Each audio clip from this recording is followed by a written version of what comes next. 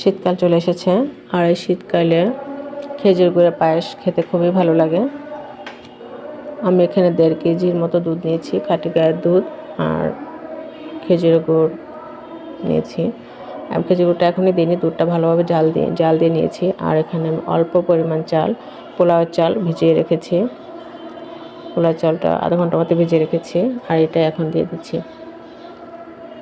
যেহেতু দুধটা আমার কম, তাই আমি দুধটা খুব বেশি ঘন করিনি, এর মাঝে আমি দিয়ে দিচ্ছি। আর দিয়ে দিয়েছি এলাচি, দারচিনি। দুধটা শুকিয়ে এবং চালটা ফুটে এই অবস্থা হয়েছে। আর এখানে আমি খেজুর গুড়টা রস করে নেব।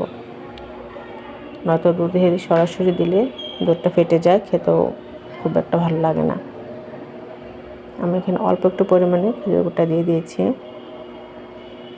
একটু শিরা করে নেব, ভালো করে জল দিয়ে আপনি একটু দেখে নেবেন।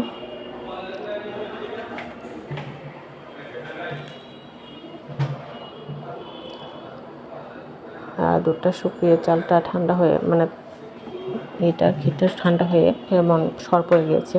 যেহেতু আমি শিরা দিব এখানে গুড়ের, আর তাই আমি এটাকে মোটামুটি একটু ঠান্ডা করে ঘন করে নিয়েছি, যেন চালটা শুকিয়ে যায়।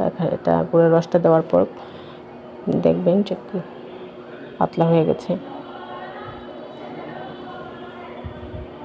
তো এইভাবেই খেজুরের রসটা আমি বারবার ঢেলে তৈরি করে নেব।